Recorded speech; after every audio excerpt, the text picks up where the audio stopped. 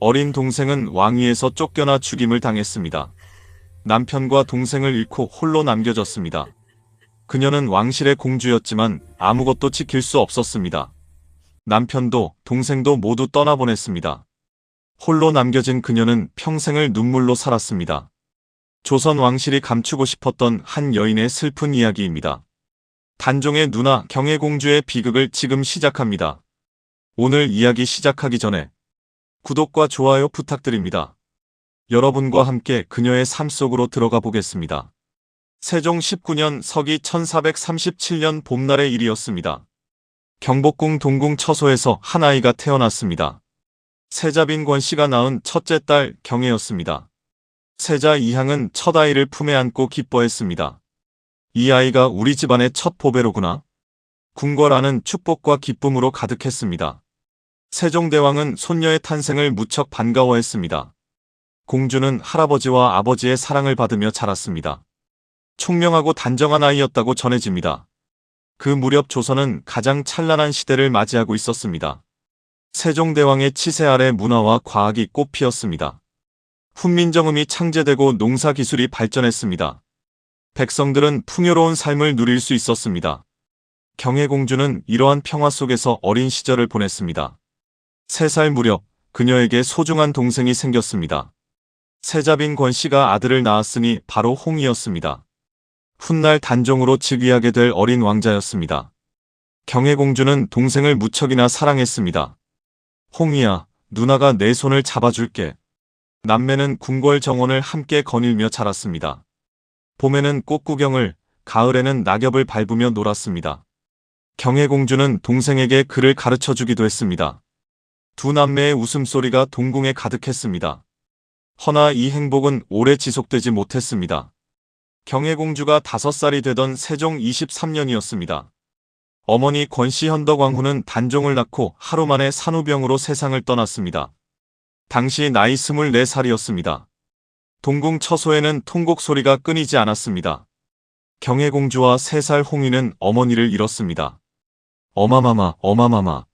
어린 공주는 어머니의 손을 붙잡고 울었습니다. 세자 이향은 깊은 슬픔에 잠겨 말을 잃었습니다. 세종대왕은 두 손주를 각별히 보살폈습니다. 내가 이 아이들의 의지가 되어 주어야 하느니라. 경혜공주는 할아버지의 품에서 위로받았습니다. 허나 어린 마음에는 깊은 상처가 남았습니다. 그녀는 어린 동생을 더욱 아끼고 보살폈습니다. 어머니가 하지 못한 역할을 대신하려 했습니다. 10살이 되던 해 공주의 혼처가 정해졌습니다. 상대는 형조 참판 정춘경의 아들 정종이었습니다. 명문 양반 가문의 자제로 학식이 깊었습니다. 경혜공주는 14살에 가래를 올렸습니다. 궁궐을 떠나 남편의 집으로 향했습니다. 허나 그녀의 마음은 늘 동궁을 향해 있었습니다. 홍이는 잘 지내고 있을까, 외롭지는 않을까. 시집살이 중에도 자주 궁궐을 찾아갔습니다. 동생의 안부를 살피고 곁을 지켜주었습니다. 그 무렵 궁궐 안에는 불길한 기운이 감돌기 시작했습니다. 세종대왕의 건강이 날로 악화되고 있었습니다. 세자 이향 또한 병약하여 자주 자리에 누웠습니다. 대신들 사이에서는 은밀한 대화가 오갔습니다. 경혜공주는 가슴 한편이 무거워짐을 느꼈습니다. 아직 그녀는 알지 못했습니다. 이것이 비극의 시작이라는 사실을 말입니다. 세종 32년 서기 1450년 2월의 일이었습니다. 경복궁에서 비통한 소식이 온 나라에 전해졌습니다. 백성들의 아버지였던 세종대왕께서 승하하신 것입니다. 경혜공주는 급히 궁궐로 달려갔습니다. 할아버지의 마지막을 지켜보지 못한 것이 한스러웠습니다. 대전 앞에 무릎을 꿇고 통곡했습니다. 눈시울이 붉어지더니 눈물이 끝없이 흘러내렸습니다. 세자 이향이 왕위에 올라 문종으로 즉위했습니다. 경혜공주의 아버지가 조선의 임금이 된 것입니다. 허나 기쁨보다는 걱정이 그녀의 마음을 짓눌렀습니다. 아버지의 건강이 좋지 않다는 것을 잘 알고 있었습니다. 아바마마 용체를 잘 보살피셔야 합니다. 문종은 딸의 손을 잡으며 애써 미소를 지었습니다. 걱정 마라, 과인은 괜찮으니라. 허나 그의 얼굴은 창백하기만 했습니다. 문종은 즉위 후 나라를 바로잡기 위해 온 힘을 쏟았습니다. 세종대왕의 뜻을 이어받아 백성을 위한 정사를 폈습니다. 허나 몸은 날로 쇠약해져만 갔습니다. 경혜공주는 시댁 살림을 하면서도 자주 대궐을 찾았습니다. 아버지의 곁을 지키고 어린 동생을 돌보기 위해서였습니다. 13살의 홍이는 세자로 책봉되었으나 아직 어렸습니다. 누나, 아바마마께서 많이 편찮으신 것 같아. 홍이의 눈빛에는 깊은 불안함이 어려 있었습니다. 경혜공주는 동생을 품에 안아주며 위로했습니다.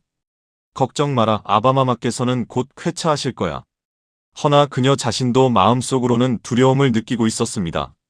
그 무렵 궁궐 안에는 이상한 기운이 흐르기 시작했습니다. 수양대군을 비롯한 왕자들의 움직임이 심상치 않았습니다. 대신들 사이에서도 은밀한 대화가 오가기 시작했습니다. 문종이 오래 버티지 못할 것이라는 소문이었습니다. 세자는 아직 어리시니 섭정이 필요하지 않겠소? 허나 누가 그 중책을 감당할 수 있을 것이오? 경혜공주는 우연히 이러한 대화를 엿듣게 되었습니다. 등골이 서늘해지는 느낌이 온몸을 휩쓸었습니다. 이것은 단순한 걱정이 아니라는 것을 직감했습니다. 궁궐 안에서 권력을 노리는 움직임이 시작된 것입니다. 그녀는 아버지께 이 사실을 말씀드려야 할지 고민했습니다. 허나 병환 중이신 아버지를 더 괴롭힐 수는 없었습니다. 내가 홍위를 더 잘 지켜야만 하는구나. 경혜공주는 마음속으로 다짐했습니다. 허나 그녀가 할 수 있는 일은 많지 않았습니다. 왕실의 공주였지만 이미 시집간 여인이었습니다. 정치에 관여할 수도 힘을 쓸 수도 없었습니다. 그저 멀리서 지켜보며 불안해할 뿐이었습니다. 문종 즉위 2년 서기 1452년 5월의 일이었습니다. 아버지 문종이 갑자기 세상을 떠나고 말았습니다. 재위 2년 3개월 만에 급작스러운 승하였습니다. 경혜공주는 대전 앞에서 넋을 잃고 주저앉았습니다. 아바마마, 아바마마. 가슴이 찢어지는 듯한 아픔이 몰려왔습니다. 이제 15살 동생 홍이가 왕위에 올라야 했습니다. 너무 어린 나이였습니다. 경혜공주는 불길한 예감을 떨쳐낼 수 없었습니다. 단종 원년 서기 1453년 10월의 일이었습니다. 경복궁에서 피바람이 휘몰아치기 시작했습니다. 수양대군이 마침내 칼을 빼들고 일어선 것이었습니다. 황보인과 김종서를 비롯한 중신들이 하루아침에 제거되었습니다. 계유정난이라 불리는 끔찍한 권력 찬탈이 벌어진 것입니다. 경혜공주는 멀리서 궁궐의 비명소리를 들었습니다. 온몸이 얼어붙는 것만 같았습니다. 저하께서는 무사하신 것이옵니까? 급히 궁궐로 달려가려 했으나 길이 막혔습니다. 수양대군의 군사들이 사방을 에워싸고 있었습니다. 경혜공주는 그 자리에 무릎이 꺾여 주저앉고 말았습니다.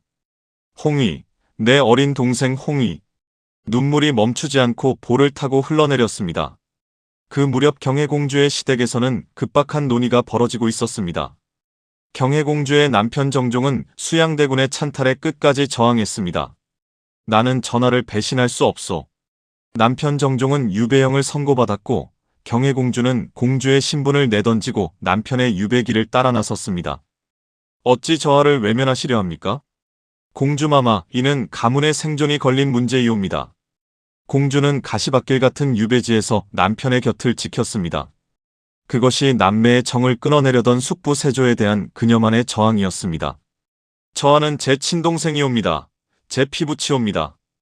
허나 대세는 이미 기울었고 돌이킬 수 없소. 냉혹한 현실의 벽이 그녀를 짓누르기 시작했습니다. 시댁 가문은 이미 수양대군의 편에 서기로 결정한 것입니다. 경혜공주가 할 수 있는 일은 아무것도 없었습니다. 왕실의 공주로 태어났으나 이미 시집간 여인의 몸이었습니다. 친정과 시댁 사이에서 그녀의 마음은 찢어지고 있었습니다. 나는 도대체 무엇을 해야 하는 것인가? 밤새도록 눈물만 흘릴 뿐 아무것도 할 수 없었습니다. 수양대군은 빠른 속도로 조정의 권력을 장악해 나갔습니다. 어린 단종은 모든 것을 빼앗기고 허수아비 신세가 되었습니다. 경혜공주는 몰래 궁궐을 찾아가 동생을 만날 수 있었습니다. 누나, 과인은 이제 어찌해야 하는 것이오? 단종의 목소리는 떨리고 있었고 눈에는 두려움이 가득했습니다. 경혜공주는 동생을 두 팔로 꽉 껴안았습니다. 전하, 소녀가 아무것도 해드릴 수 없어. 말을 잇지 못하고 울음만 터져나왔습니다. 그녀는 동생을 지킬 아무런 힘이 없었습니다. 시댁은 이미 수양대군의 편에 섰고 친정은 무너졌습니다. 친정 식구들은 하나둘 제거되거나 멀리 쫓겨났습니다. 내가 공주로 태어난 것이 무슨 소용이란 말인가. 경혜공주는 자신의 무력함에 깊은 절망을 느꼈습니다. 단종 2년 서기 1454년 어린 왕의 왕위는 더욱 흔들렸습니다. 수양대군의 압박은 날로 거세지고 노골적이 되었습니다. 경혜공주는 시댁에서 눈치를 보며 조심스럽게 살아야 했습니다. 공주마마, 궁궐 출입을 삼가시는 것이 좋겠습니다. 시댁 어른들의 경고와 압박이 계속해서 이어졌습니다. 그녀는 동생을 만나는 것조차 자유롭지 못했습니다. 밤마다 홀로 방에 누워 눈물을 삼켜야만 했습니다. 내가 왕실에 태어난 것이 무슨 의미가 있단 말인가. 왕의 피를 이어받았으나 아무것도 할 수 없는 처지였습니다. 권력과 생존 앞에서 혈육의 적마저 무력했습니다. 경혜공주는 깊은 어둠 속에서 홀로 남겨졌습니다. 시댁과 친정 사이, 충성과 생존 사이에서 찢겨지고 있었습니다.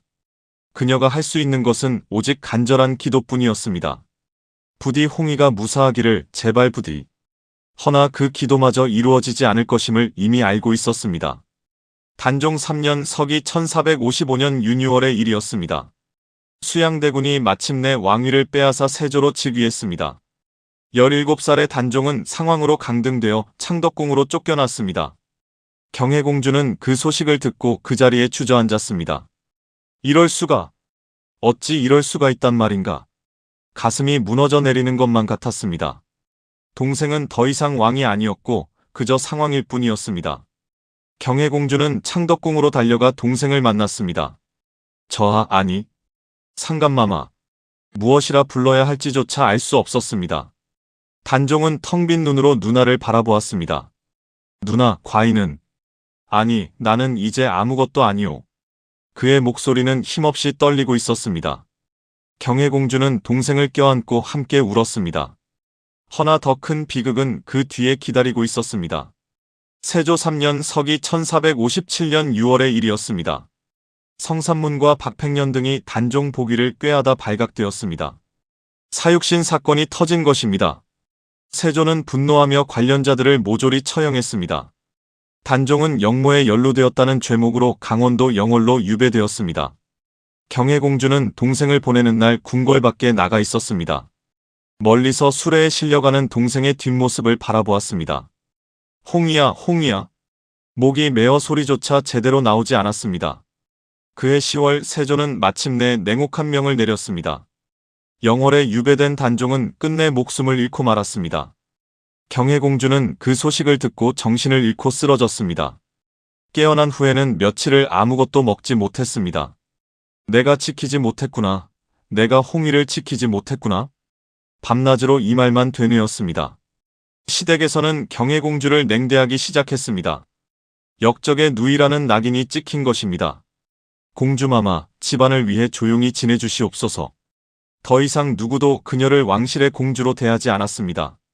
경혜공주는 방 안에 갇혀 지낼 수밖에 없었습니다. 동생의 장례조차 치를 수 없었습니다. 단종의 시신은 영월의 차가운 땅에 남겨졌으나 충신 어몽도가 이를 몰래 거두어 장사 지냈습니다. 경혜공주는 그 사실을 알고 가슴이 찢어지는 듯 했습니다. 내가 왕실에 태어난 것이 무슨 의미가 있었는가. 모든 것을 잃었습니다. 할아버지도 아버지도 동생도 모두 떠났습니다. 그녀는 이제 그저 역적의 누이로 낙인 찍힌 여인일 뿐이었습니다. 밤마다 동생의 얼굴이 꿈에 나타났습니다. 누나, 나는 왜 이렇게 되어야 했소? 경혜공주는 비명을 지르며 깨어나곤 했습니다. 삶의 의미를 찾을 수 없었습니다.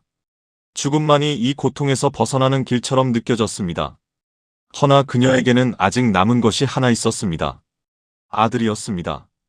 그 아들마저 또 다른 비극의 씨앗이 되리라는 것을 그녀는 몰랐습니다. 경혜공주는 텅 빈 방 안에 홀로 앉아 있었습니다. 창밖으로는 차가운 겨울바람이 불어오고 있었습니다. 그녀의 눈앞에는 지난날의 기억들이 떠올랐습니다. 어린 동생 홍희와 함께 걷던 궁궐 정원의 봄날이었습니다. 누나, 이 꽃은 무슨 꽃이야? 홍희가 작은 손으로 진달래를 가리키며 물었습니다. 진달래란다. 봄이 오면 가장 먼저 피는 꽃이지. 경혜공주는 동생의 머리를 쓰다듬으며 미소 지었습니다. 그때 홍희의 눈망울은 얼마나 맑고 밝았던가. 세상의 어둠을 전혀 모르던 순수한 아이였습니다. 누나, 나는 커서 훌륭한 임금이 될 거야. 그래, 넌 분명 그럴 수 있을 거야. 경혜공주는 동생을 믿었고 그의 미래를 꿈꾸었습니다. 어머니가 돌아가신 후 그녀는 어린 동생을 더욱 보살폈습니다. 밤마다 동생의 방을 찾아가 곁에서 재워주곤 했습니다. 누나, 나는 어마마마가 보고 싶어. 나도 그래, 홍이야. 하지만 우리가 힘을 내야 해. 두 남매는 서로를 의지하며 슬픔을 이겨냈습니다. 할아버지 세종대왕은 두 남매를 각별히 아꼈습니다. 경혜야, 네가 홍위를 잘 보살펴 주어야 하느니라. 예, 할아버님. 소녀가 저하를 지키겠나이다. 그때만 해도 경혜공주는 자신이 동생을 지킬 수 있다고 믿었습니다. 왕실의 공주로서 그 정도는 할 수 있을 것이라 생각했습니다. 허나 현실은 그녀의 믿음을 산산이 부서뜨렸습니다. 권력 앞에서 혈육의 정도, 공주의 신분도 무용했습니다. 경혜공주는 눈물을 닦으며 고개를 들었습니다. 나는 홍위를 지키지 못했구나. 밤하늘의 별을 올려다보며 중얼거렸습니다. 그 별들 사이에 동생이 있을까 하고 생각했습니다. 홍위야, 누나가 미안하구나. 목이 메어 더 이상 말을 잇지 못했습니다. 그때 경혜공주는 문득 한 가지를 깨달았습니다. 동생은 떠났지만 그의 기억은 여전히 살아있다는 것을. 그가 꿈꾸었던 세상, 그가 바랐던 정의는 잊혀지지 않았습니다. 나는 홍위를 기억하는 사람이야. 경혜공주는 천천히 몸을 일으켰습니다. 비록 권력도 없고 힘도 없는 여인이었지만 말입니다. 그녀에게는 아직 할 수 있는 일이 남아 있었습니다. 동생을 기억하고 그를 위해 기도하는 것이었습니다. 언젠가는 동생의 억울함이 풀리는 날이 올 것이라 믿었습니다. 홍이야, 누나는 너를 잊지 않을게. 경혜공주는 조용히 눈물을 닦아냈습니다. 가슴속 깊은 곳에서 작은 불씨 하나가 살아났습니다. 그것은 동생에 대한 사랑이었고 기억이었습니다. 아무리 세상이 그를 역적으로 몰아도 상관없었습니다. 경혜공주는 동생이 정당한 왕이었음을 알고 있었습니다. 나는 끝까지 내 편이야, 홍이야. 그녀는 마음속으로 동생에게 다짐했습니다. 비록 세상은 냉혹했지만 그녀의 마음만은 변하지 않았습니다. 동생을 향한 사랑은 죽음으로도 끊어지지 않았습니다. 경혜공주는 그렇게 어둠 속에서 작은 희망을 품었습니다. 세조 3년 단종이 죽고 얼마 지나지 않은 겨울날이었습니다. 경혜공주는 외아들 정미수와 함께 조용히 살아가고 있었습니다. 20살이 된 아들은 총명하고 의로운 성품을 지닌 청년이었습니다. 경혜공주는 아들 정미수를 바라보며 늘 불안한 마음을 감출 수 없었습니다. 어마마마, 소자가 말씀드려야 할 것이 있사옵니다. 경혜공주는 아들의 굳어진 표정에서 불길한 예감을 느꼈습니다. 무슨 일이냐, 미수야? 어찌 그리 심각한 얼굴을 하고 있느냐? 소자는 외삼촌을 위해 무언가를 해야만 하옵니다. 경혜공주는 역적의 자식으로 몰린 아들 미수를 보며 늘 가슴을 졸였습니다. 무슨 소리를 하는 것이냐? 그런 위험한 생각은 하지도 마라. 어마마마, 외삼촌께서는 정당한 왕이셨사옵니다. 아들의 목소리는 떨렸으나 그 안에는 확고한 의지가 담겨 있었습니다.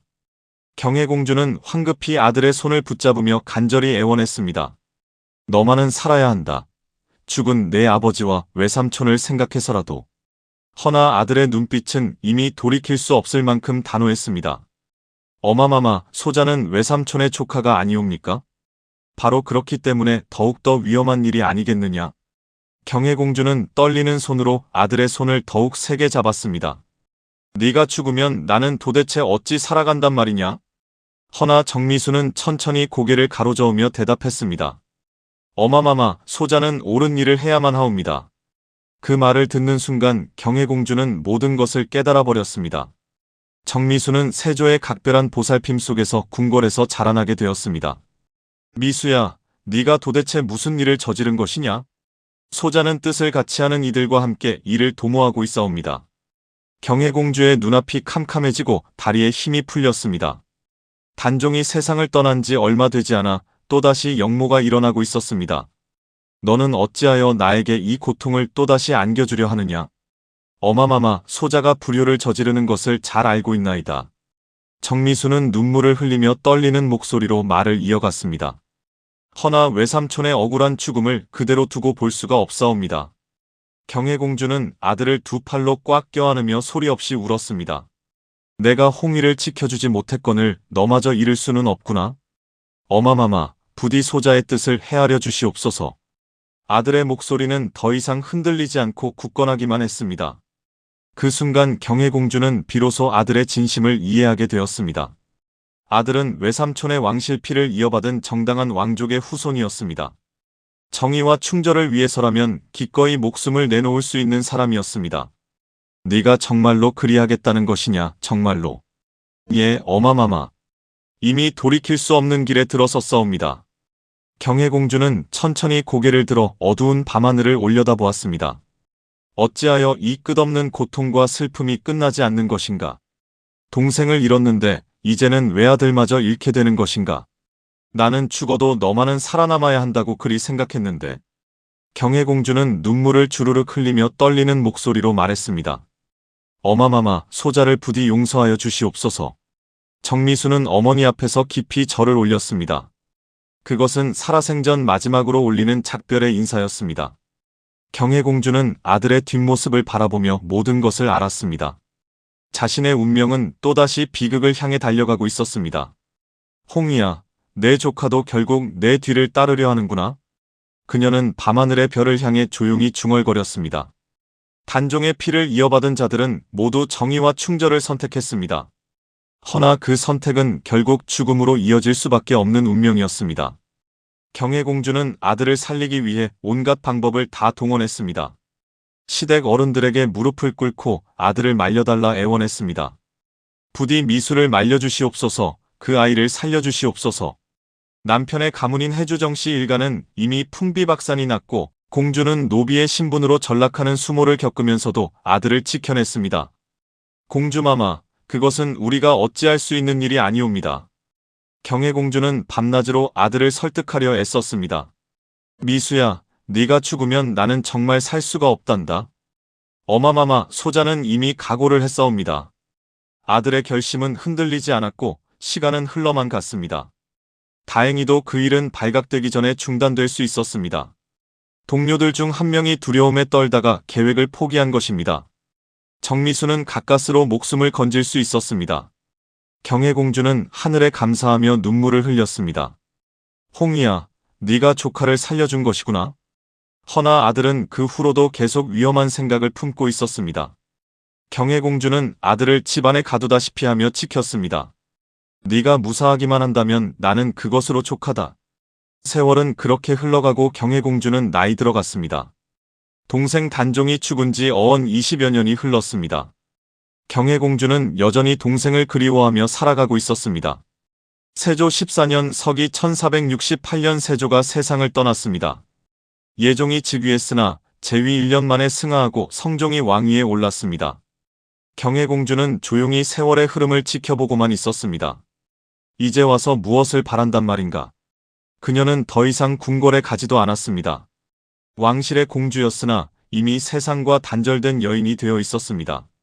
성종 4년 서기 1473년 경혜공주는 38배 젊은 나이에 파란만장했던 생을 마감했습니다. 죽어서야 비로소 그리던 가족 곁으로 돌아간 것입니다. 평생 동생을 잃은 슬픔에서 벗어나지 못한 채 생을 마감했습니다. 그녀의 장례는 조용히 치러졌고 기록도 거의 남지 않았습니다. 조선왕조실록에는 그녀의 삶이 자세히 기록되지 않았습니다. 단지 문종의 딸이었고 정인지의 손자와 혼인했다는 기록뿐이었습니다. 그녀가 평생 흘린 눈물은 역사 속에 묻혀버렸습니다. 동생을 지키지 못한 슬픔, 아들을 걱정하며 살았던 고통도 사라졌습니다. 허나 세월이 흘러 뜻밖의 일이 벌어지고 말았습니다. 연산군 10년 갑자사화라는 대숙청 속에서도 정미수는 어머니 경혜공주 덕분에 목숨을 구했습니다. 훗날 성종은 고모인 경혜공주의 삶을 가엾게 여겨 아들 정미수를 사면하고 가문을 복권시켰습니다. 공주의 눈물 어린 모성애가 가문의 대를 이은 것입니다. 어머니가 평생 걱정하던 일이 결국 현실이 되어버린 것입니다. 경혜공주가 살아있었다면 또다시 눈물을 흘렸을 것입니다. 단종의 조카였으나 공주의 핏줄이기에 목숨을 구했습니다. 왕실의 비극은 그렇게 대를 이어 계속되었습니다. 경혜공주는 동생을 잃고 남은 가족마저 지키려 평생을 두려움 속에 살았습니다. 권력 앞에서 혈육도 지킬 수 없었던 한 여인의 이야기였습니다. 그녀의 눈물은 오늘날까지 역사 속에 남아 있습니다. 경혜공주가 세상을 떠난 후에도 역사는 계속 흘러갔습니다. 그녀가 평생 사랑했던 동생 단종은 역적으로 낙인 찍혀 있었습니다. 아무도 그의 이름을 함부로 부를 수 없었던 시절이 이어졌습니다. 허나 진실은 결코 영원히 묻힐 수 없는 법이었습니다. 세월이 흘러 숙종 24년 서기 1698년의 일이었습니다. 단종이 죽은 지 무려 241년이 지난 후였습니다. 숙종은 마침내 단종을 복권시키는 결단을 내렸습니다. 노산군으로 강등되었던 그를 단종으로 다시 추존한 것입니다. 억울하게 죽은 어린 왕의 명예가 되살아나는 순간이었습니다. 단종의 능은 장능이라는 이름을 받고 왕능으로 격상되었습니다. 경혜공주가 평생 바라던 일이 마침내 이루어진 것입니다.